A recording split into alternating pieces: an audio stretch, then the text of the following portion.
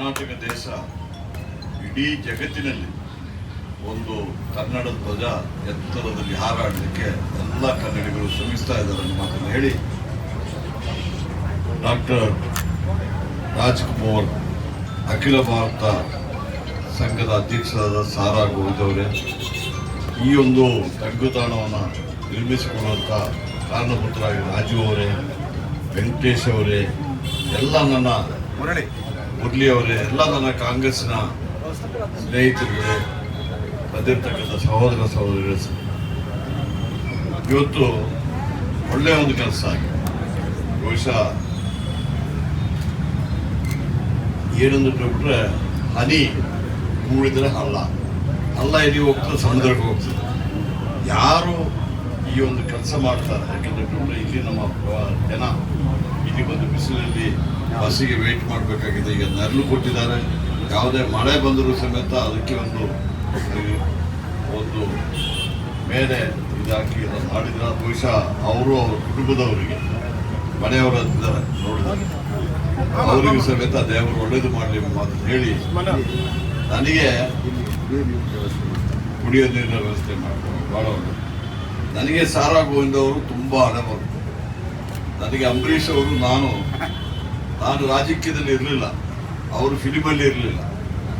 ಆ ಸಂದರ್ಭದಿಂದ ಮೈಸೂರು ಮತ್ತು ಕೊಡಗಿನಿಂದ ನಮ್ಮ ಸಂಬಂಧ. ಆ ಟೈಮಲ್ಲಿ ಸಾರಾ ಗೋವಿಂದ್ ಅವರಿಗೆ ನಮ್ಮ ಅಂಬರೀಷ್ ಅವರೇ ನನಗೆ ಪರಿಚಯ ಮಾಡಿಕೊಂಡಿದ್ದಾರೆ. ಇವತ್ತು ಏನು ಕೆಲಸ ಯಾರು ಮಾಡ್ತಾರೋ ಅದೇ ಮುಖ್ಯ.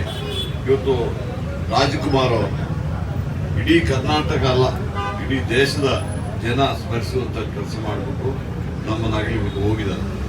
ಅದೇ ರೀತಿಯಲ್ಲಿ ಪುನೀತ್ ರಾಜ್ಕುಮಾರ್ ಇನ್ನು ಸಣ್ಣವರಾಗಿದೆ, ಅವರು ಇನ್ನಷ್ಟು ಕೀರ್ತಿ ಗಳಿಸುವಂಥ ಇದರಲ್ಲಿದ್ದರು.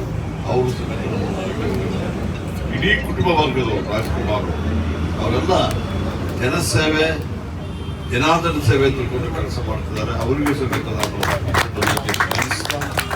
ಬಹುಶಃ ನಾವೆಲ್ಲರೂ ನಮ್ಮ ಕಾಂಗ್ರೆಸ್ ಸ್ನೇಹಿತರು ಅವರು ಆಗಲೇ ಕೆಲಸ ಮಾಡ್ತಾರೆ. ನಮ್ಮ ಮುರಳಿ ಅವರು ಗ್ಯಾರಂಟಿ ಅಧ್ಯಕ್ಷರು ಮಾಡಿದ್ದಾರೆ. ನಮ್ಮ ಕಾನ್ಸ್ಟಿಟ್ಯೂನ್ಸಿ ಗೌರ್ಮೆಂಟ್ ಒಂದು ಪೋಸ್ಟ್, ಅವ್ರಿಗೆ ಒಳ್ಳೆ ಆಫೀಸ್ ಇಟ್ಕೊಂಡು ನನ್ನೇನೋ ನೋಡಿದೆ, ಮಂತ್ಲಿ ಮೀಟಿಂಗ್ ಮಾಡ್ತಾರೆ, ಎಲ್ಲ ಏನು ಡಿಸ್ಕಸ್ ಮಾಡಿಬಿಟ್ಟು ಎಲ್ಲ ಇದು ಕೆಲಸ ಮಾಡ್ತಾ ಇದ್ದಾರೆ. ಅದೇ ರೀತಿಯಲ್ಲಿ ಎಲ್ಲ ನಮ್ಮ ಕಾಂಗ್ರೆಸ್ ನಾಯಕರು. ಇವತ್ತು ನಾನೇನಾದ್ರೂ MLA ಆಗಬೇಕಾದ್ರೆ ಕಾರಣ ನಮ್ಮ ಕಾಂಗ್ರೆಸ್ಸಿನ ಕಾರ್ಯಕರ್ತರು, ಹಾಗೆ ನಮ್ಮ ಸರ್ವೇಕ್ಷಣದ ಮತದಾರರ ಮಾತನ್ನು ಹೇಳಿ ಬಹುಶಃ ಅವರು ನಮಗೆ ಕೊಟ್ಟಂಥ ಒಂದು ಬೆಂಬಲಕ್ಕೆ ನಾವು ಒಂದು ಅಲ್ಲಿನ ಸೇವೆಯನ್ನು ಪ್ರಯತ್ನ ಮಾಡ್ತಾ ಇದ್ವಿ ಮಾತನ್ನು ಹೇಳಿ ಬಹುಶಃ ಮುಂದೆ ಬರೋ ದಿವಸದಲ್ಲಿ ನಮ್ಮ ಈ ಸರ್ವೇಕ್ಷಣ ನಗರ ಇನ್ನೊಂದು ತುಂಬ ಕೆಲಸ ತಗೊಂಡಿದ್ದೀವಿ.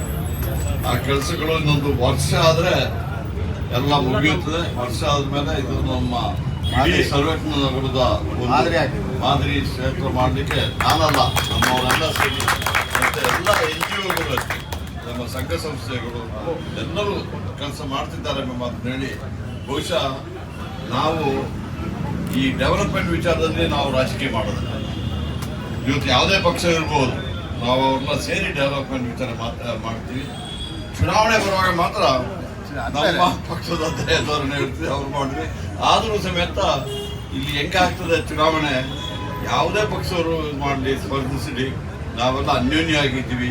ಯಾವುದೇ ಗಲಾಟೆ ಇಲ್ಲದೆ ಎಲ್ಲ ರೀತಿಯಲ್ಲಿ ಪೀಸ್ಫುಲ್ ಆಗಿ ಇಲ್ಲಿ ಚುನಾವಣೆ ನಡೀತದೆ. ಆ ಒಂದು ವಿಚಾರದಲ್ಲಿ ನಮಗೆ ಹೆಮ್ಮೆ ಇದೆ.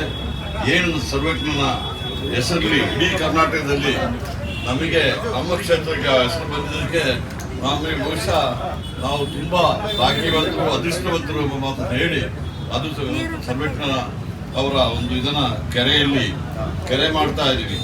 ಕಾಚರಗಳ್ಳಿ ಕೆರೆ, ಅಲ್ಲಿ ಸ್ಟೇಡಿಯಂ ಮಾಡ್ತಾ ಇದ್ವಿ. ಅಲ್ಲಿ ಎಲ್ಲ ಮಾಡಿಬಿಟ್ಟು ಅಲ್ಲಿ ಒಂದು ದೊಡ್ಡ ಸ್ಟ್ಯಾಚ್ಯೂ ಇಡುವಂಥ ಒಂದು ಕಾರ್ಯಕ್ರಮ ಅದಾದ್ಮೇಲೆ ಮಾಡ್ತೀವಿ ಹೇಳಿ ಬಹುಶಃ ಆ ಸಂದರ್ಭದಲ್ಲಿ ಸಾರಾ ಗೋವಿಂದ್ ಅವರು ಬರಬೇಕು ಅಂತ ಮಾತನ್ನು ಹೇಳ್ಕೊಂಡು ನಾನು ಖಂಡಿತ ಬರ್ತೀನಿ. ಜೊತೆಗೆ ಜೊತೆ ವಂದಿಸಿ ನನ್ನ ಮಾತುಗಳನ್ನು ಮುಗಿಸ್ತೀನಿ. ಜೈ ಹಿಂದ್, ಜೈ ಕರ್ನಾಟಕ. ಕೋರಮಂಗಲ ಶಾಖೆಯ ಅಧ್ಯಕ್ಷ ಸರ್ ಅವರು ಒಟ್ಟು 22 ಬಸ್ ಸ್ಟ್ಯಾಂಡ್ಗಳನ್ನ ಇಲ್ಲಿವರೆಗೆ ನಿರ್ಮಾಣ ಮಾಡಿದ್ದಾರೆ. ಇವತ್ತು ಈ ಭಾಗದಲ್ಲಿ ನಿರ್ಮಾಣ ಮಾಡಿ ಸುಮಾರು ಒಂದು 8 ದಿವಸಗಳಿಂದ ನಿಮ್ಮ ಆಗಮನಕ್ಕೆ ನಾವೆಲ್ಲ ಕಾಯ್ತಾ ಇದ್ದೀವಿ. ಅವ್ರ ಕೈಯಲ್ಲೇ ಮಾಡಿಸ್ಬೇಕು ಅಂತ ನಾನು ಅವ್ರಿಗೆ ಆದೇಶ ಮಾಡಿದೆ.